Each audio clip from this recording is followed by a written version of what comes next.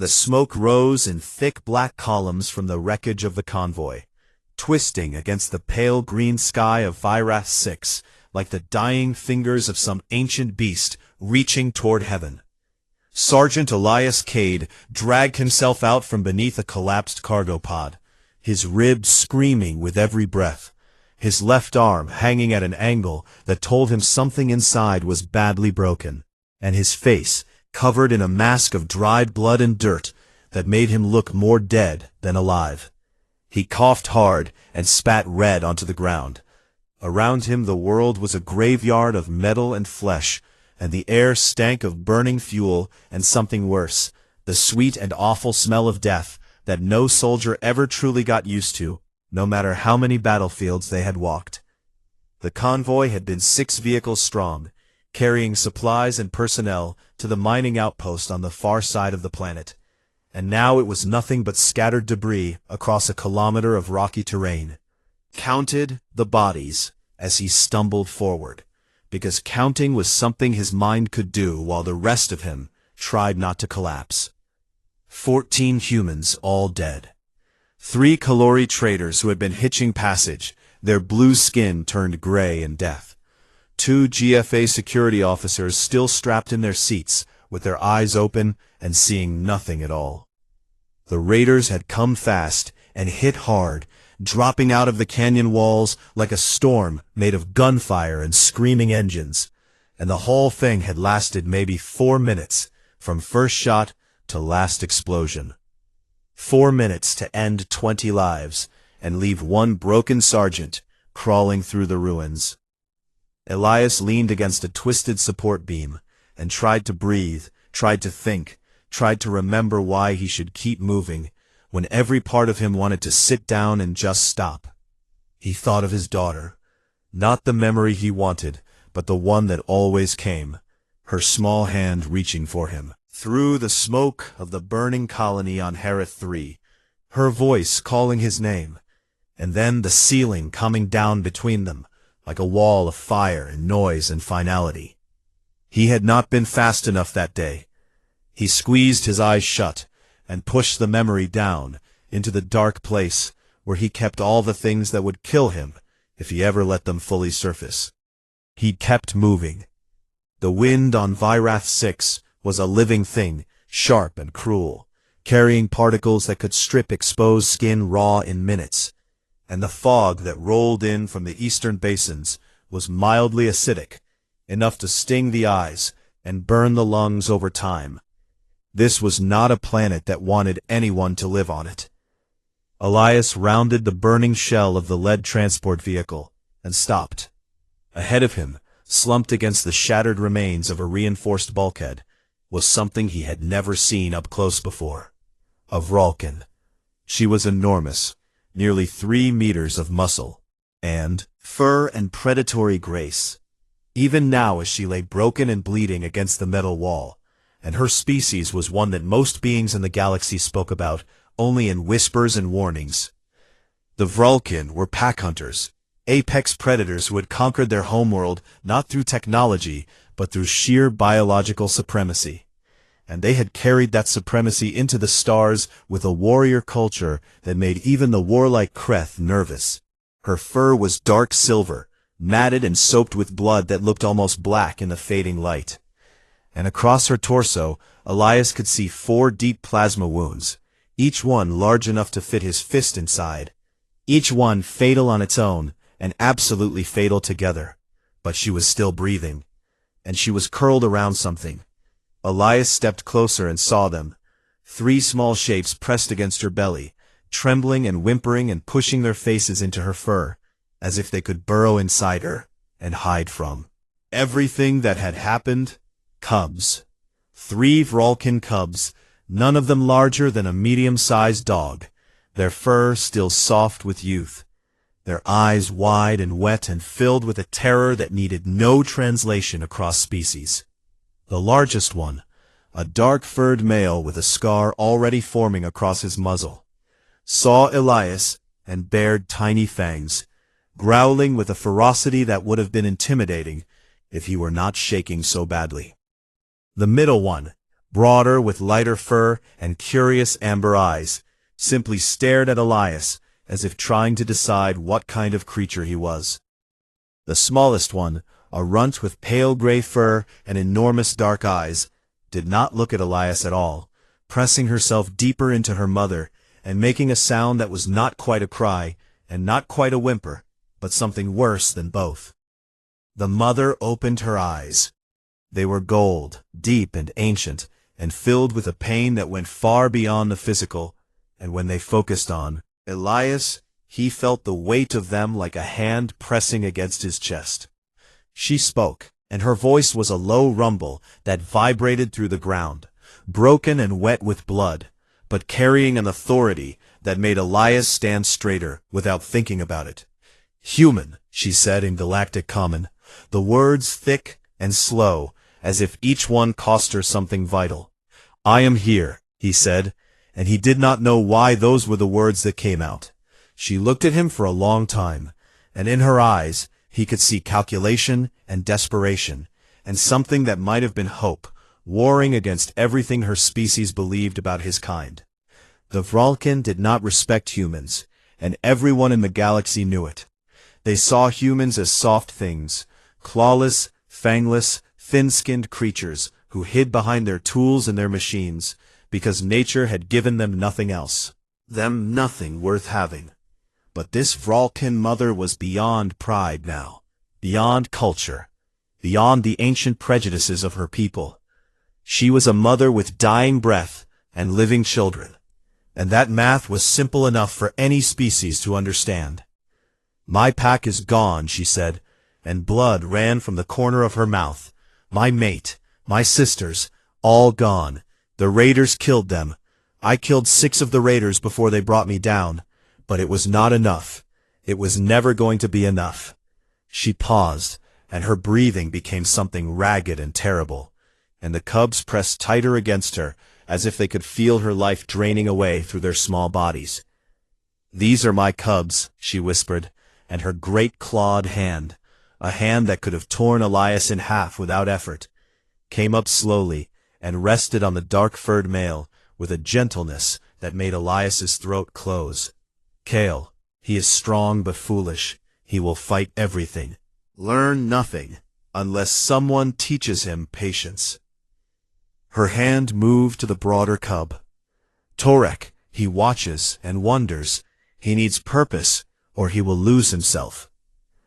Her hand moved to the runt, and her voice broke in a way that had nothing to do with her wounds. "Lura, she is small. The others would let her die. She needs someone who will not let her die." She looked at Elias, and her golden eyes burned with something that was not quite a request and not quite a command, but something older and deeper than both. The primal and absolute authority of a mother who would reach across every barrier the universe had built between their kinds to save her children.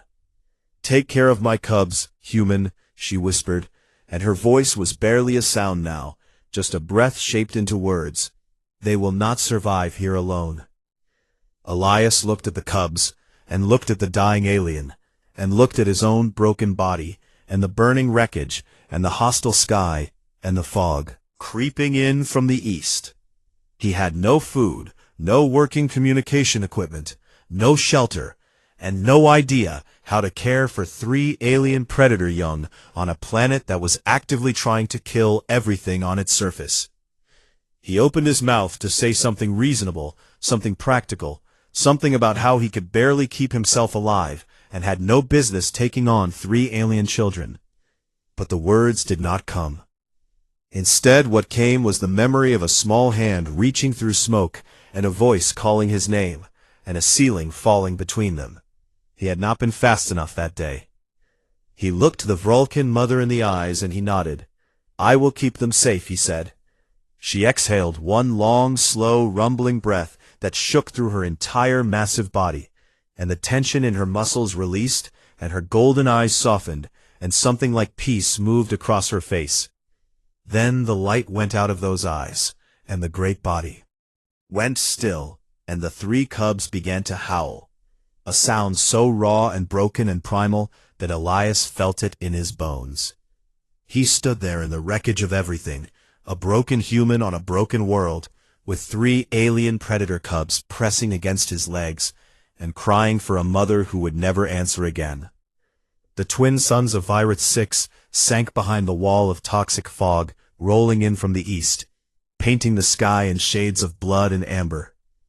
Elias put his one working hand on the head of the smallest cub, and she flinched and then pressed into his palm, and he made a promise to the dead and to the living and to himself.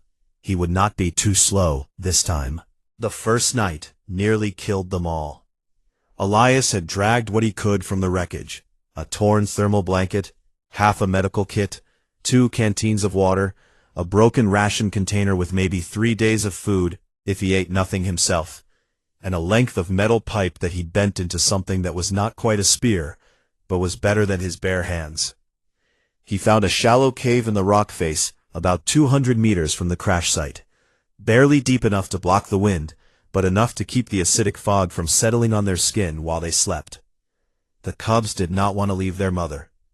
Kale, the eldest and the boldest, had planted himself beside Reish's body and snarled at Elias every time he came close. His small fangs bared and his fur bristled up to make himself look larger than he was. Torek sat nearby, watching everything with those strange amber eyes, not moving, not making a sound, as if he had decided that stillness was the safest response to a world that had just torn itself apart. Lura had not moved from her mother's side at all, pressed so tightly against the cold fur that Elias could barely see where the cub ended and the body began. He could not carry all 3 of them, not with one broken arm and ribs that sent lightning through his chest every time he breathed too deeply. So he did the only thing he could think of. He sat down beside them in the dirt, and he waited. He waited through the cold and the wind and the distant howling of things that lived in the dark on Virath 6, things with too many legs and too many teeth. And he waited until Lura began to shiver so badly that her whole small body vibrated like a plucked string. Then he picked her up with his one good arm and held her against his chest, and she fought him for about 3 seconds before the warmth of his body reached her, and she went still and pressed her face into his neck. Something between fury and confusion. Elias looked at him and said nothing, because he understood that no words in any language were going to convince a grieving child that the stranger holding his sister was someone to be trusted. He simply stood and began walking toward the cave, Lura tucked against his chest, and after a long and terrible moment he heard the sound of small paws on rock behind him. Torek first, then Kale, following not because they trusted him, but because they had nowhere else to go. That was enough for now. The first week was a lesson in everything Elias did not know. He did not know what Vralkin cubs ate, though he learned quickly that they were carnivores when Kale caught a small lizard-like creature and tore into it with an enthusiasm that was both impressive and slightly horrifying for something the size of a house cat. He did not know how often they needed water, though Lura's cracked lips and sluggish movements on the second day told him the answer was more than he was providing. He did not know that Vralkin cubs could not regulate their body temperature until they reached adolescence, which explained why all 3 of them piled on top of him every night, their small bodies seeking his warmth with a desperation that left him pinned to the ground until morning. He did not know any of these things, but he learned them the way humans had always learned things, by making mistakes, by watching, by adjusting, and by refusing absolutely and completely to give up. The water problem came first. The streams on Virath 6 were tinted with acid, not enough to kill on contact, but enough to burn the throat and sicken the stomach over time. Elias spent most of the 3rd day building a filtration system from wreckage parts, a series of containers packed with charcoal he made by burning wood in a sealed metal box, layered with sand and gravel he carried from a dry riverbed. Him work with expressions that ranged from boredom to bewilderment. When clean water finally trickled from the bottom of his contraption, Torek tilted his head so far to the side that he nearly fell over, and Elias felt a small and unexpected crack of something warm in his chest. The food problem came next.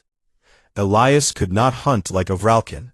He could not run down prey or overpower it with claws and jaws. And the local wildlife was fast and mean, and seemed personally offended by his presence. So he did what humans had done since before they had language or civilization or any of the things the galaxy thought made them special. He built traps, snares made from salvaged wire, set along animal trails he identified by tracks and droppings, deadfalls made from heavy rocks balanced on trigger sticks, placed near water sources where creatures came to drink. A pit trap covered with branches and leaves, dug with a flat piece of metal that he used as a shovel until his hands blistered and bled.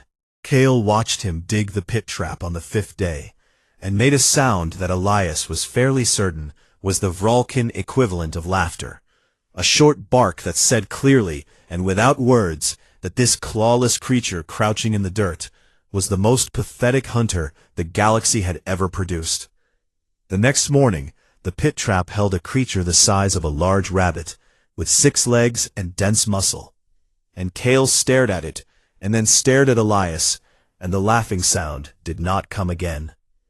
But the moment that changed everything, the moment that shifted something fundamental in the relationship between the human and the cubs, was the fire. Elias made fire on the 7th night. He had been saving it, partly because he needed dry materials, and partly because he was not sure how the cubs would react. But the temperature had dropped badly, and Lura was shivering again, despite being pressed between her brothers, decided that warmth mattered more than caution. He used the friction method, a spindle and a fireboard carved from local wood with his knife, and it took him nearly an hour of steady work before the first ember glowed in the tinder bundle. He blew on it gently, carefully, the way his grandfather had taught him when he was a boy on Earth, and the ember caught, and the tinder flared, and he fed it small sticks until a proper flame danced in the darkness of their cave. Torek screamed. The sound was high and sharp and absolutely terrified, and the cub scrambled backwards so fast he crashed into Kale and sent both of them tumbling, and even Kale's eyes were wide with something that was not quite fear, but was certainly not comfort. Lura simply stared at the flame with her enormous dark eyes, not moving, not blinking, watching the light dance with an expression of complete and total wonder. Elias held up his hands slowly and spoke in the calmest voice he could. "Manage. It is safe," he said. "I control it. It will not hurt you. I promise." Vralkin did not use fire. Their homeworld was wet and dense, and fire did not spread easily there, and their culture had developed along a path that never required it. To these cubs, what Elias had just done was something very close to magic. Torek crept forward first, because curiosity was stronger than fear in him, and when he felt the warmth on his face, he made a sound that Elias had never heard from any of them before, a low, rumbling purr that vibrated through the ground. Within minutes, all 3 cubs were arranged around the fire, their eyes half closed, their bodies relaxed for the first time since their mother had died, and the purring was so loud that Elias could feel it in his teeth. He cooked meat that night, slowly, over low heat, turning it on a flat rock he had placed in the coals, and when it was done, he cut it into small pieces and placed some in front of him. Each cub, Kale and Torek, ate theirs in seconds. Lura tried, but she could not manage the larger pieces. She was too small, and her jaw was not yet strong enough, and she whimpered in frustration and hunger, and Elias felt something twist inside him that he recognized and feared. He took her portion back and cut it smaller, then smaller again. Then he held the pieces in his palm and let her eat from his hand, and she did, her small rough tongue scraping his skin, and when she finished, she looked up at him and pressed her head against his palm. That night, she slept on his chest, her small body rising and falling with his breath, and her brothers curled on either side of him, and the fire crackled low and warm, and the wind howled outside, and the planet tried its best to kill them, and failed. In the second week, the predators found them. A Sketh, a six-legged nightmare of chitin and venom and speed, picked up their scent, and came stalking through the rocks at dusk. Its body low and fluid, its multiple eyes reflecting the firelight like a handful of scattered stars. Kale sensed it first, and placed himself between the threat and his siblings, with his fur bristled and his fangs bared, and a growl in his throat that said he would die before he moved. The Sketh was 3 times his size, and armed with venomous barbs that could paralyze a full-grown Vulcan in seconds. Kale charged, because that was what Vulcan did. They met threats head-on with fury and force, and the absolute conviction that aggression was the answer to everything. The Sketh swatted him aside like he weighed nothing, and Kale hit the cave wall with a yelp of pain, and crumpled. Elias did not charge. Elias picked up his spear in one hand, and a burning branch from the fire in the other, and he stepped forward, and he screamed, not a battle cry, but a raw and terrible sound designed to confuse and frighten, and he thrust the burning branch at the Sketh's face. The creature recoiled, because fire was not something it understood, and pain was not something it expected from prey this small. Elias pressed forward, jabbing with the spear, sweeping with the torch, keeping his body between the predator and the cubs. And he did not fight the way an alpha would fight. He did not try to overpower or outspeed his enemy. He fought the way humans fought. He used the terrain, backing the Sketh toward the narrow cave entrance, where its size became a disadvantage. He used fear, keeping the flame in its face, exploiting the fact that no animal on this world had ever encountered fire before. He used patience, waiting for the creature to lunge, and then sidestepping and driving his spear into the gap between its armor plates. The Sketh shrieked and fled into the night, trailing dark fluid from the wound in its side, and it did not come back. Elias stood in the cave entrance, shaking, bleeding from a dozen small cuts, where the creature's legs had scraped him, his heart hammering so hard he thought his broken ribs might finally give way.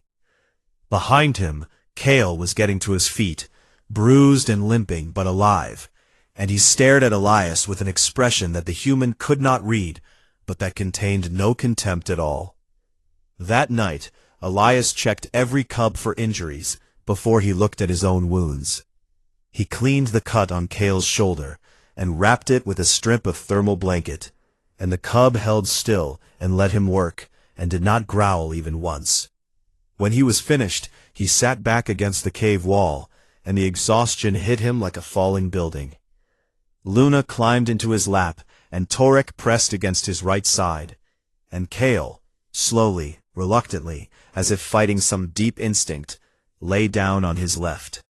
Elias looked at them, and felt the crack in his chest widen a little more, and he whispered to the sleeping cubs words he had not said to anyone in years. "Made a promise," he said, "and I am going to keep it." He checked the perimeter one more time, spear in hand, eyes scanning the dark beyond the firelight. He had not truly slept in 2 weeks. He did not care. 3 months on Vyrath 6, and the cubs were no longer small. Kale had nearly doubled in size, his dark fur thickening into the dense coat of a juvenile Vralkin, his shoulders broadening, his claws lengthening into curved blades that left deep gouges in rock when he climbed, and his growl had dropped from a kitten's complaint to something that made the ground hum. Torek was broader than his brother, though slightly shorter, built like a boulder with legs, and his amber eyes had developed the sharp focus of someone who saw the world not as it was, but as it could be rearranged. Lura was still the smallest, but she had stopped being fragile. Her pale gray fur had taken on a silvery sheen, and her enormous dark eyes missed nothing, and she had learned more Galactic Common in 3 months than most Vulcan learned in a lifetime. Because she listened to Elias the way a student listens to a teacher, they have decided to trust completely. 2. The broken arm had healed crooked, but functional, set with splints he had carved himself, and bound with strips of alien bark that hardened like plaster when dried. And he had lost weight he could not afford to lose, but his body had compensated by becoming something lean and hard and efficient, stripped of everything unnecessary. His camp had grown from a bare cave into something that could almost be called a homestead. He had built walls from stacked stone and scavenged metal, reinforced with a binding paste he had made from mixing certain plant resins with heated mineral dust, and the structure was ugly, but solid, and warm and dry, even during the worst of the acid fog storms. He had built a smokehouse for preserving meat, a rain-catch system that filtered and stored clean water, a workshop where he maintained his tools and built new ones, and a perimeter of sharpened stakes and trip lines that would slow anything trying to approach their home in the dark. The cubs had never seen anything like it. Vulcan were nomadic by nature and by culture. They followed the prey, they sheltered where they could, and the idea of building a permanent den was as alien to them as pack hunting was to humans. But they adapted, because that was what this strange little pack did. It took the best of both worlds and made something new. Elias taught them things no Vulcan had ever been taught. He taught Kale patience, not the patience of waiting for prey to come close enough to charge, but the deeper patience of planning, of watching patterns, of understanding that the best hunt was one where the prey walked into the trap on its own. Kale resisted this at first, because everything in his blood and his bones told him that an alpha attacked and that hesitation was weakness. But after Elias showed him how a well-placed snare could catch 3 animals in one night, while a charging hunter might catch 1 or none, clicked behind those fierce golden eyes, Kale began to think before he moved, and when a thinking Vulcan combined with the raw physical power of an apex predator, the result was something terrifying. He taught Torek to build, not just to stack and arrange, but to understand why things held together and why they fell apart, to see the invisible forces that govern structure and balance. Torek took to it like he had been born for it, which, in a way, he had. His broad paws were clumsy with human tools, but Elias made adapted versions, larger grips, different angles, and Torek used them with a care and precision that was almost gentle for a creature who could crush stone in his jaws. He built a second storage shelter on his own in the 6th week, and when it survived a storm that tore branches from trees, Torek stood in front of his creation and made the low, rumbling purr that meant satisfaction, and Elias felt something dangerously close to pride. He taught Lyra to communicate not just words, but the subtle language beneath words, the tone and the timing and the meaning that lived in the spaces between sounds. She was extraordinary at it. She learned to read Elias's facial expressions with an accuracy that was almost unsettling. She knew when he was worried before he spoke, knew when he was in pain before he winced, knew when the sadness that lived behind his eyes was rising to the surface before he turned away to hide it. And the cubs taught Elias things in return. They taught him to read the wind. Vulcan could detect electromagnetic shifts in the atmosphere that preceded storms hours before any human instrument would register them, and though Elias could not sense what they sensed, he learned to read their behavior and react accordingly. They taught him to move as a unit, the wordless coordination that came naturally to pack animals, the ability to spread and converge without signals, to know where each member was by sound and scent and instinct. They taught him that silence was its own language, and that sometimes the most important thing a leader could do was simply be present. By the 4th month, they were something that had no name in any language the galaxy spoke. Not a Vulcan pack, because no Vulcan pack had ever had a human at its center. Not a human family, because no human family had ever included 3 alien predators who could outrun a ground vehicle and tear through metal with their bare claws. Something new, something hybrid, something that worked precisely because it should not have worked at all. And then the ferals came. Elias heard them before the cubs did, not the sound of them, but the absence of sound, the way the nighttime insects and small creatures that usually filled the dark with noise went suddenly and completely silent. He was on his feet with his spear in hand before Kale's head came up, nostrils flaring, ears rotating. Forward. And the low growl that came from the young Vralkin's throat was not a warning, but a statement. Something is here, and it is dangerous. They came out of the fog like ghosts, 4 adult Vralkin, packless and feral, their fur matted and scarred, and their eyes holding the flat, empty shine of creatures that had lost something essential and replaced it with hunger. Feral Vralkin were rare, but they were feared even by other Vralkin. Pack animals that had lost their pack often lost their minds along with it, becoming savage and unpredictable, driven by instinct, without the structure that made instinct useful. The largest of them was massive, easily twice Kale's size, and he looked at the cubs with an expression that was not quite hunger and not quite interest, but something between, a calculation about whether these young ones could be absorbed into his broken group, or whether they were simply in the way. Then he looked at Elias, and his lip curled back from yellowed fangs, and he made a sound that was unmistakably laughter. The soft thing, the clawless thing, the joke of the galaxies standing with a pointed stick as if it mattered. Elias did not react to the laughter. He had spent 4 months turning their camp into something more than a shelter. He had turned it into a fortress, and the ferals had just walked into the kill zone without knowing it. Kale, Elias said quietly, hold the east approach. Do not charge. Let them come to you. Torek, the rockfall trigger on the north ridge, wait for my signal. Lura, get high. Call their positions.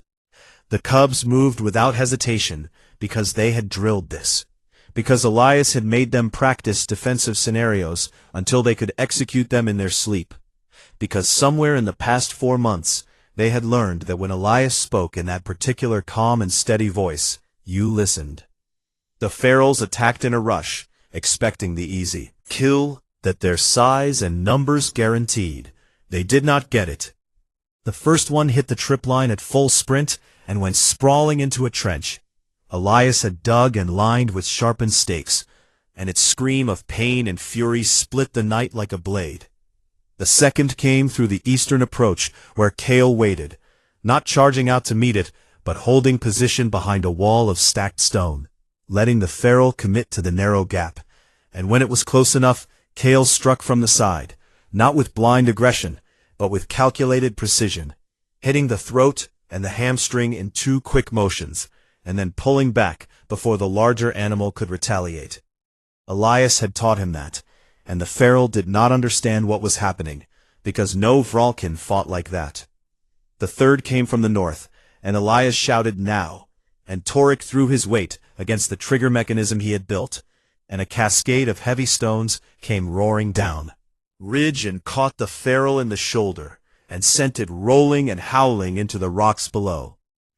The fourth, the leader, the big one, came straight for Elias, because it had identified the human as the weakest target, and that was the logical choice for any predator that judged strength by size and claws and teeth.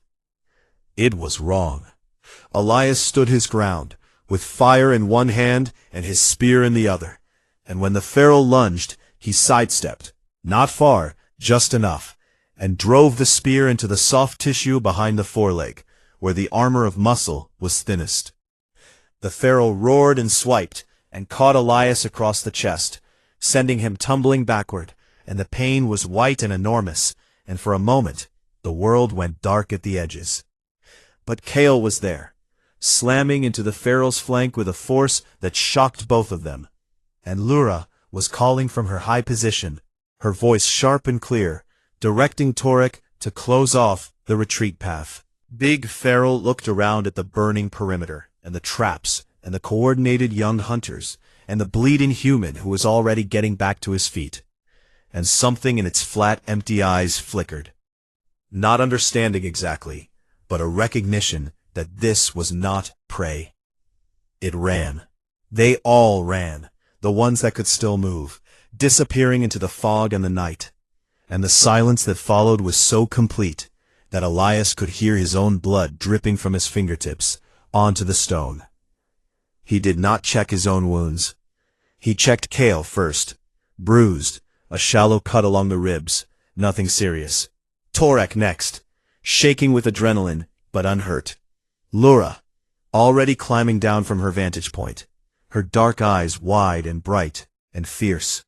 Only when he had confirmed that all three were safe did he sit down heavily and look at the claw marks across his own chest. 4 parallel lines that burned like fire and bled freely, scars that he would carry for the rest of his life. Kale stood over him, panting, his fur matted with blood that was not all his own, and he looked down at Elias with an expression that had nothing of contempt or confusion in it anymore. He lowered his massive head and pressed it against Elias's chest, directly over the wound, directly over the heart, and the low vibration that came from him was the deepest sound Elias had ever heard a living creature make. Lura translated, her voice thick with something that she did not have a word for in either language. "Alpha," she said. Elias opened his mouth to say he was not their alpha, that he was just a broken human doing his best, that he had no right to that word or what it meant in their culture. But his voice would not cooperate, and the word would not come, because somewhere in the last 4 months the lie had become a truth without his permission. He put his hand on Kale's head, and Kale's eyes closed. And the purring deepened, and the other two pressed in close, and they stayed like that in the dark, bleeding and breathing and alive. 2 days later, a Galactic Frontier Authority scout drone passed overhead, its sensors sweeping the crash site, and it detected 4 life signs where it expected none. A rescue signal was transmitted to the nearest GFA outpost. Help was coming. Elias held Lura in his lap and watched the drone disappear over the ridge, and he should have felt relief. But what he felt instead was a cold and creeping dread that settled in his stomach like a stone. He knew how the galaxy worked.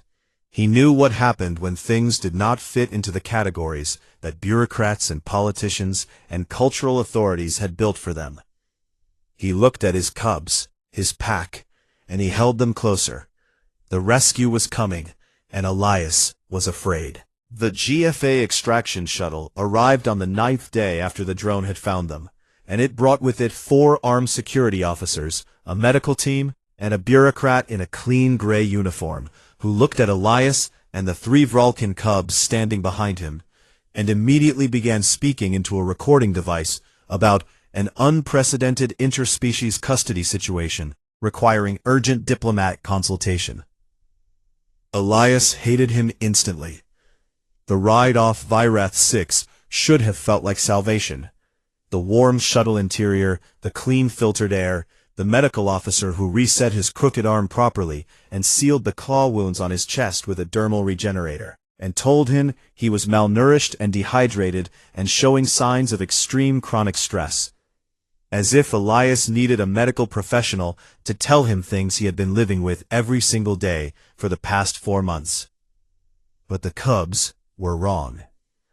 Kale sat rigid in the shuttle seat with his ears flat and his claws extended.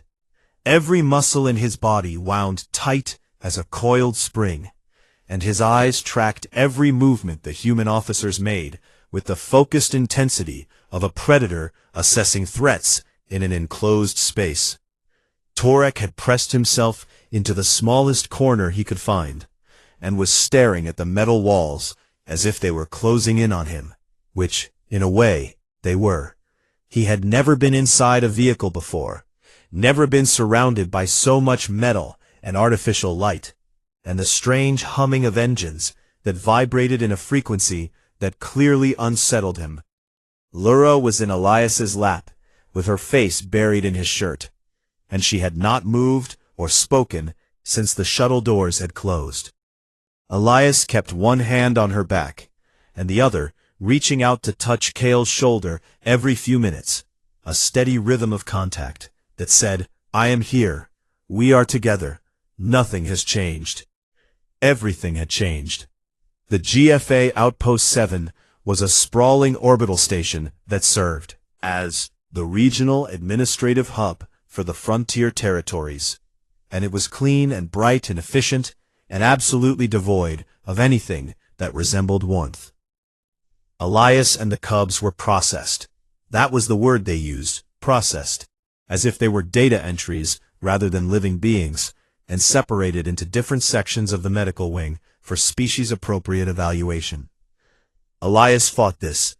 He stood in the corridor with his feet planted and his jaw set, and told the processing officer that the Cubs were not leaving his sight. And the processing officer, a thin cavalry woman with 4 arms and an expression of practiced patience, explained that this was standard procedure, and that the Cubs would be perfectly safe, and that Elias should really focus on his own medical needs. "They are my medical needs," Elias said, and the cavalry woman blinked all 6 of her eyes at once and made a note on her datapad. They separated them anyway. 4 hours in a medical pod, being scanned and treated and fed and questioned by a rotating series of officials who all asked the same questions in slightly different ways. How had he survived? What had happened to the convoy? How had he come into possession of 3 Vralkin juveniles? And what exactly was the nature of his relationship with them? He answered everything the same way each time. "Their mother asked me to take care of them, and I said yes." The officials nodded and made notes, and none of them seemed to understand that this was not a summary of events, but the entire and complete truth of the matter. The first sign that things were going wrong came on the second day when a new face appeared in Elias's recovery room.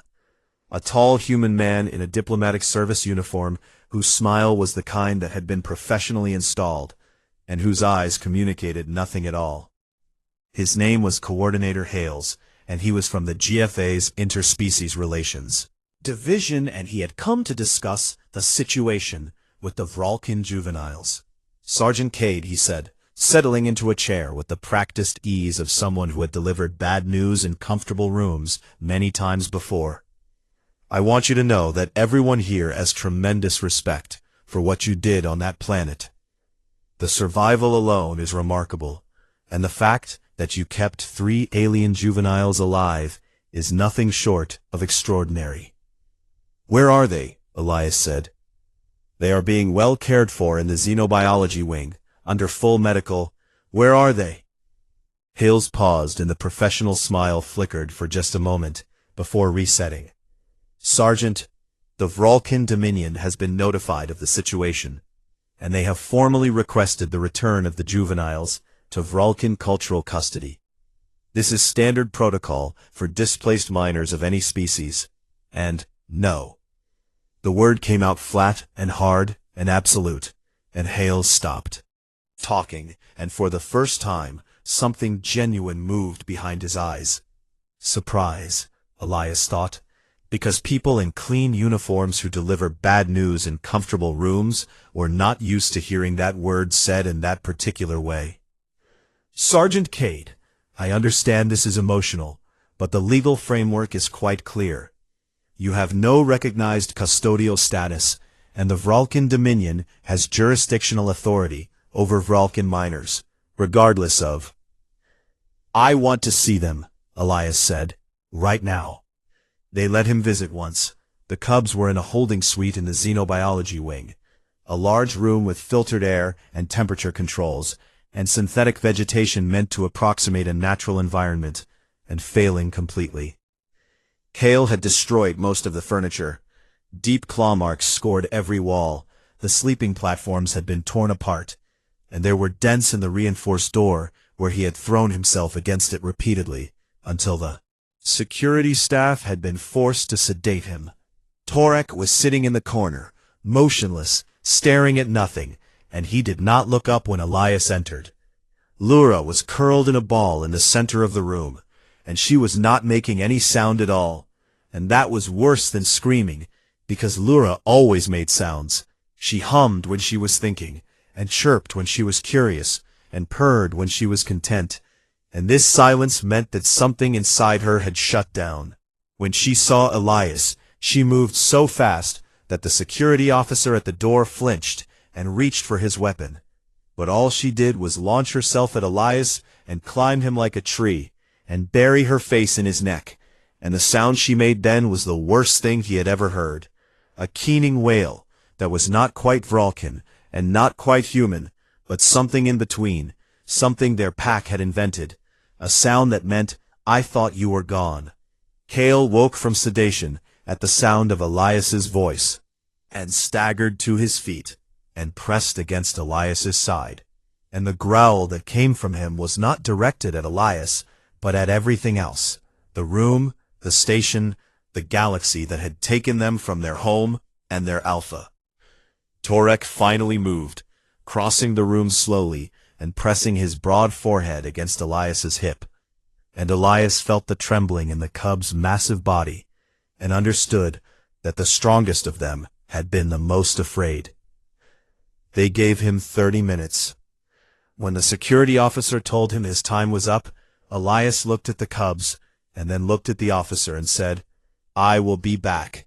I promise. I will fix this."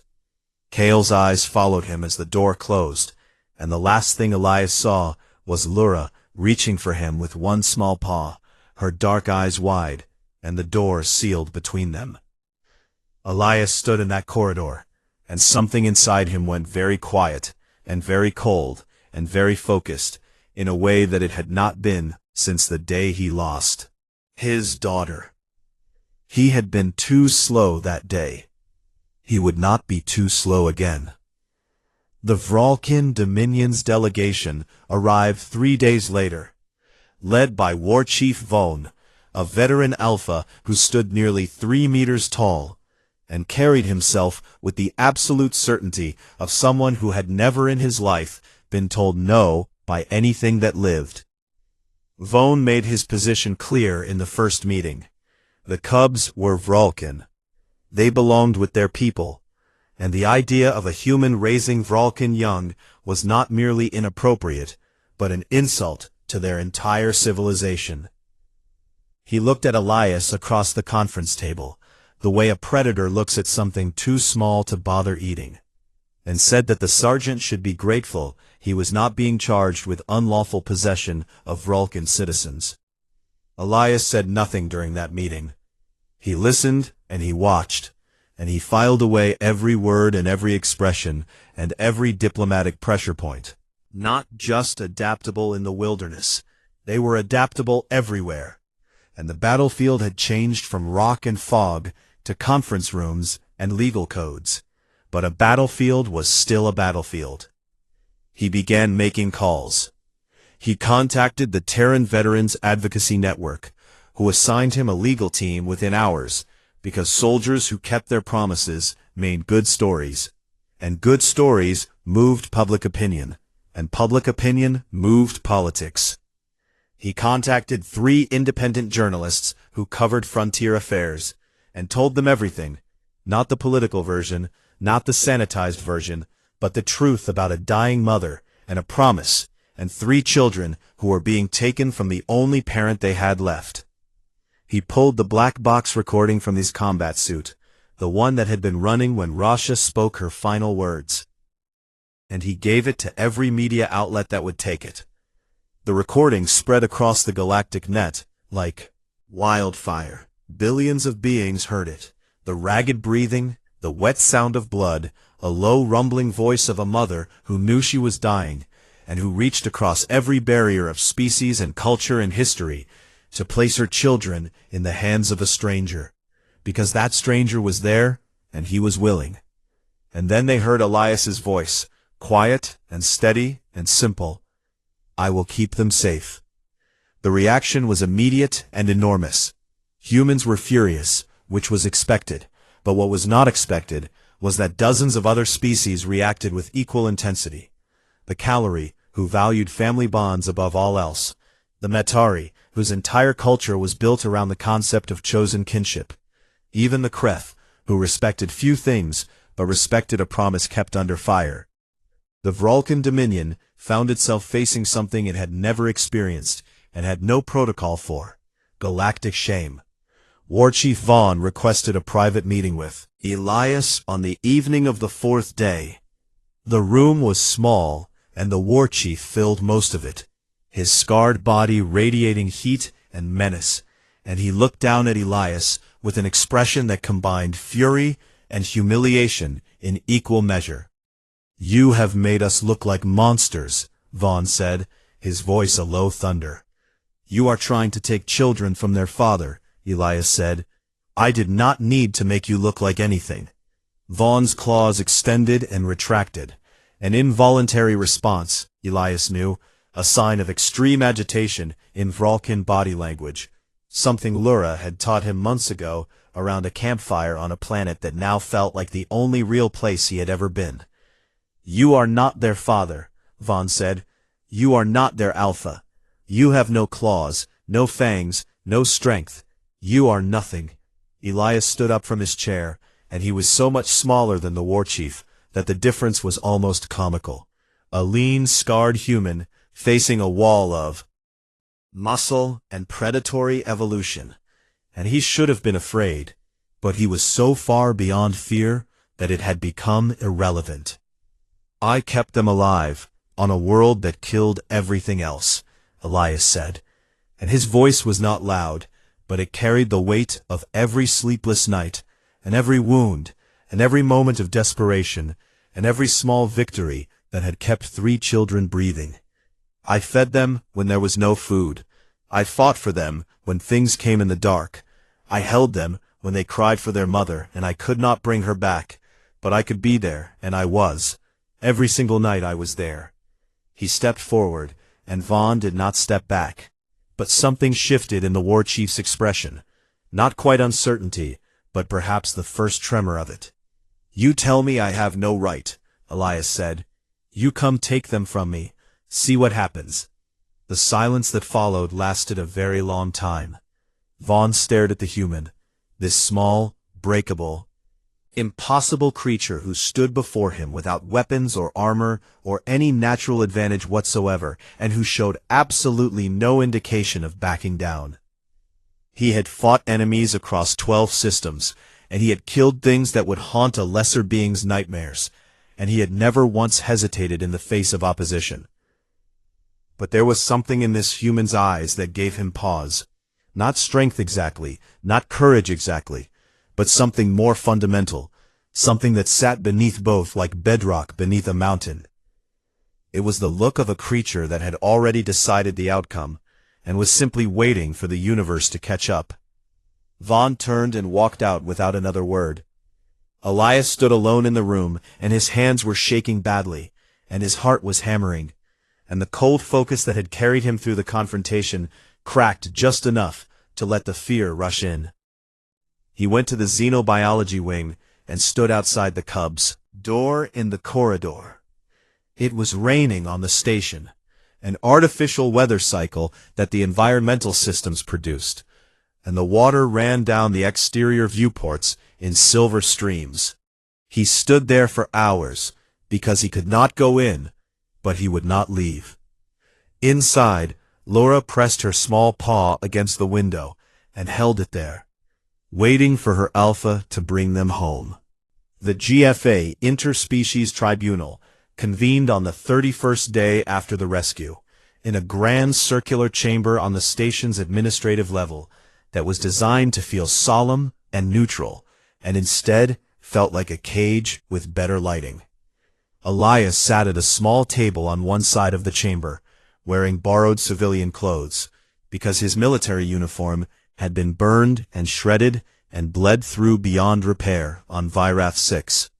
And beside him sat his legal advocate, a mid-level GFA public defender named Dren, who was competent and well-meaning, and clearly expected to lose.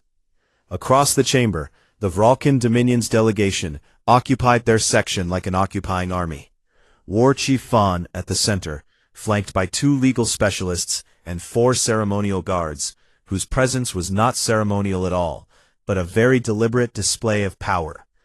The tribunal consisted of 5 judges representing 5 different species, and their faces held the carefully constructed neutrality of beings who understood that whatever they decided today would set a precedent that echoed across the galaxy for generations. The Vralken case was simple and strong. The Cubs were Vralken citizens by blood and by law, and the Vralken Dominion had sovereign authority over the welfare and cultural development of its young. And there was no legal framework in any galactic charter that recognized a cross-species custodial claim. And the precedent of allowing such a claim would open a cascade of jurisdictional nightmares that no one wanted to deal with. Their legal specialist spoke for 40 minutes, and every word was precise and correct, and built on centuries of established interspecies law. Elias listened and felt the ground shifting beneath him, because the law was not on his side, and everyone in the room knew it. When his turn came, Dren stood and made a reasonable argument about the psychological welfare of the juveniles and the established bond between them and their human guardian, and the potential harm of forced separation. And it was a good argument, delivered competently.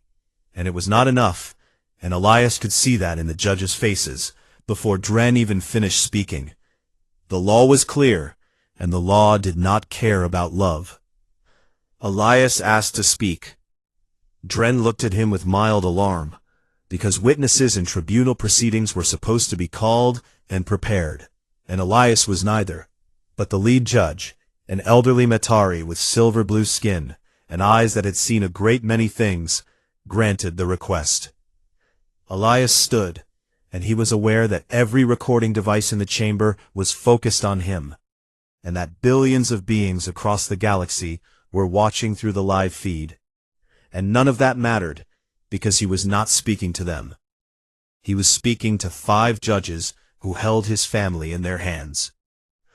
"I am not going to argue the law," he said, "because I am not a lawyer, and because the law says I have no claim, and maybe that is true on paper." He paused, and the chamber was very quiet. 4 months ago, a mother was dying on a planet that nobody cared about, holding her children, knowing that they would die alone if someone did not help them. And she looked at me, a stranger, a human, something her people had always considered weak and worthless, and she asked me to save them. She did not ask the Vralken Dominion, because the Vralken Dominion was not there. She did not ask the GFA, because the GFA was not there. She asked me because I was the one kneeling beside her in the dirt, and I was the one who said yes. His voice was steady, but the effort of keeping it that way was visible in the tension across his shoulders and the rigid set of his jaw. I did not know how to feed them, or how to keep them warm, or how to protect them from things that were bigger and faster and stronger than I will ever be. But I learned. I learned because they needed me to learn, and because that is what you do when someone trusts you with their children. He reached into his jacket and produced a small data chip and placed it on the table. "My advocate has submitted the formal evidence, but I want to show you something that is not in the legal file." The chamber's display system activated, and footage began to play. Recordings from the small portable camera Elias had salvaged from the wreckage and used to document their survival. Originally intended as a log in case he died and someone found the cubs alone. The first clip showed Elias sitting by the fire on the 12th night, carefully cutting cooked meat into tiny pieces, while Lura sat in his lap, too weak to eat anything larger. And the expression on the human's face was one of such focused tenderness that several beings in the gallery shifted in their seats. The second clip showed Torek's first construction project, a lopsided stack of stones that was meant to be a wall, and looked more like a monument to stubbornness. And Elias kneeling beside him, adjusting the base, showing him how weight distributed downward. And Torek's rumble of satisfaction when the structure held. The third clip showed Kale, fierce, angry, grieving Kale, asleep against Elias's side, with his massive head on the human's lap. And Elias was running his hand slowly through the cub's dark fur, and humming something low and tuneless, and the cub's face in sleep was peaceful, in a way it never was when he was awake. The fourth clip was from the night of the feral attack. The camera mounted on a rocky shelf, and it showed the aftermath. Elias covered in blood, 4 deep claw marks across his chest, methodically checking each cub for injuries, cleaning Kale's wound, adjusting Torek's leg, holding Lyra until she stopped shaking. And only then, only after all 3 were confirmed safe, did he sit down and look at his own bleeding body. The fifth and final clip was quiet and dark, and showed only Elias sitting watch by the dying fire, while the 3 cubs slept around him, and his eyes were hollowed with exhaustion, and his body was thin and battered, and his face was the face of someone who had been awake for days, and he was smiling.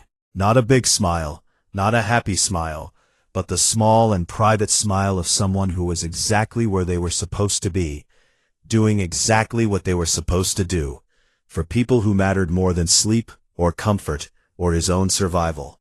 The footage ended, and the silence in the chamber was the kind that presses against the skin. The lead judge called a recess.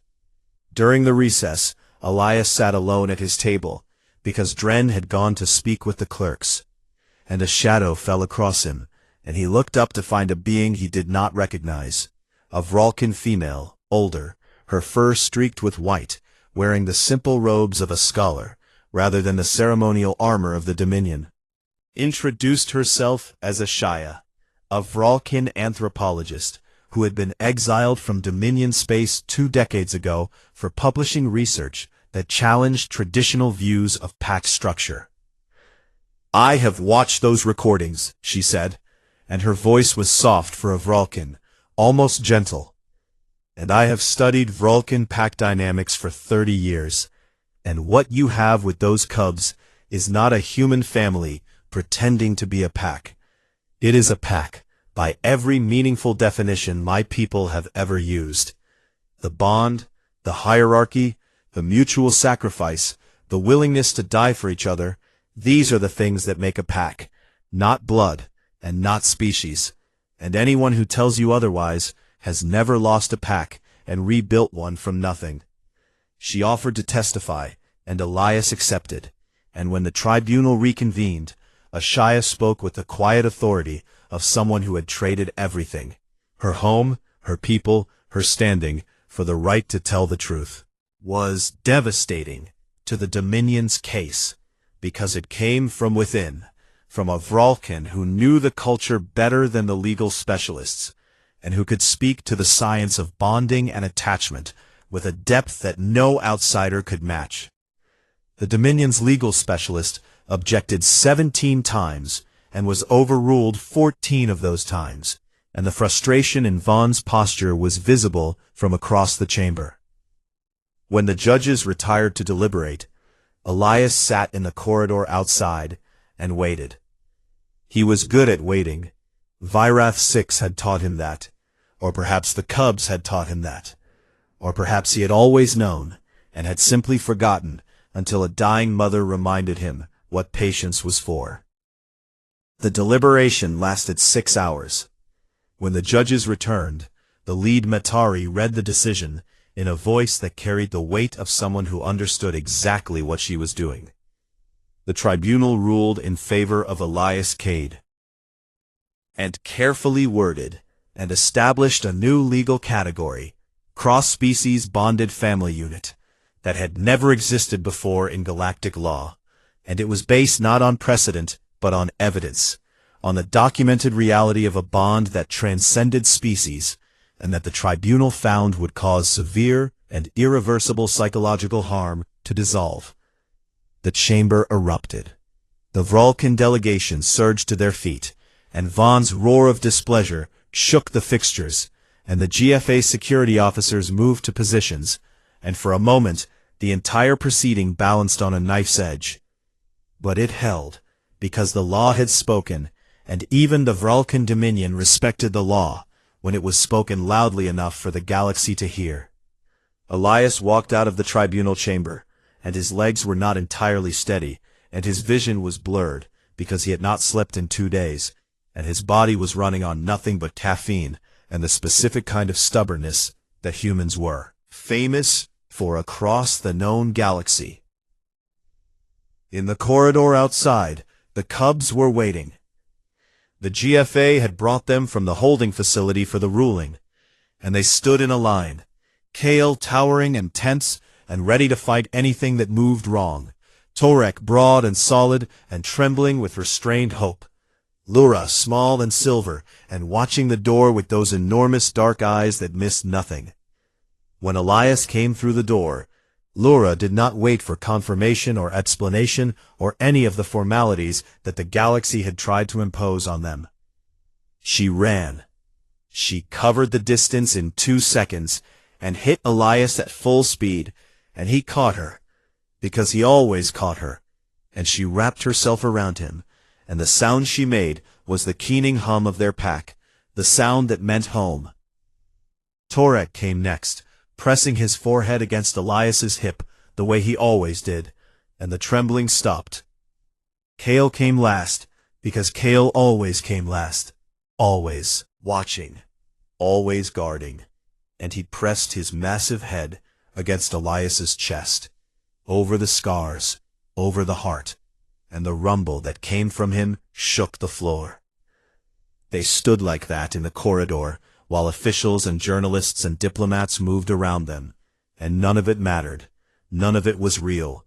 The only real thing was the 4 of them together, and breathing, and not letting go. Then a shadow fell across them, and Elias looked up into the face of War Chief Vaughn. The corridor went silent, and the security officers tensed, and Kale's growl started low in his throat, like distant thunder. Vaughn looked at them, the 3 Cubs, and the human at their center, scarred and exhausted and small, and holding his family with hands that had no claws, and arms that had no particular strength, and a body that any Vralken could have broken without effort. But the Cubs stood around him like a fortress, like a wall, like something that would have to be destroyed before it would be moved, and their eyes, when they looked at the human, held something that Vaughn recognized, because it was the same thing he saw when his own pack looked at him. It was absolute trust. It was the look that said, this one will die before he lets anything happen to us, and we will die before we let anything happen to him. Vaughn had been an alpha for 40 years, and he knew what that bond looked like from the inside, and he had never expected to see it wrapped around a creature with no fangs, and no claws, and no armor. He raised one massive clawed hand and pressed it against his own chest, the Vralken gesture of recognizing a fellow alpha, the highest honor one pack leader could offer another. "You are strange, human," Vaughn said, and his voice was rough and reluctant, but not dishonest. "You have no claws, no fangs, no armor, but your Cubs would die for you, and you for them. Among my people, that is the only thing that matters." Aside and did not look back. 6 months later, on a frontier colony world with wide-open land and clean air and room to run, Elias Cade sat on the porch of a house he had built with his own hands and watched the sunset paint the sky in shades of amber and rose. Kale patrolled the perimeter of their territory in the fading light, moving through the tall grass with a fluid precision that combined Vralken predatory grace with the tactical awareness of a trained soldier, and anything that saw him coming would have the good sense to go somewhere else. Torek was in his workshop behind the house, building something that involved a lot of hammering and occasional grunts of satisfaction, and every few minutes the sound of a heavy tool hitting metal rang across the yard like a bell. Lura sat beside Elias on the porch, with a human novel in her lap. She had taken to reading with a hunger that was almost alarming, and every other sentence produced a question that Elias answered as best he could, while pretending not to notice that her vocabulary had surpassed most adult speakers of Galactic Common. The evening was warm, and the wind smelled like growing things, and somewhere in the distance, a bird that was not really a bird was singing a song that was not really a song, but was close enough to beautiful to count. Elias thought of Raisha.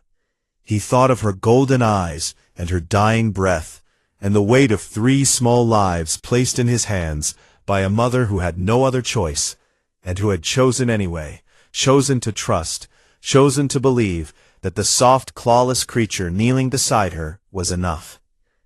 He whispered to the wind, so quietly that only someone with Vralkin hearing could have caught it. I kept my word. Lura did not look up from her book, but her head tilted sideways and came to rest against his shoulder. The Vralkin gesture of absolute trust, of pack bond.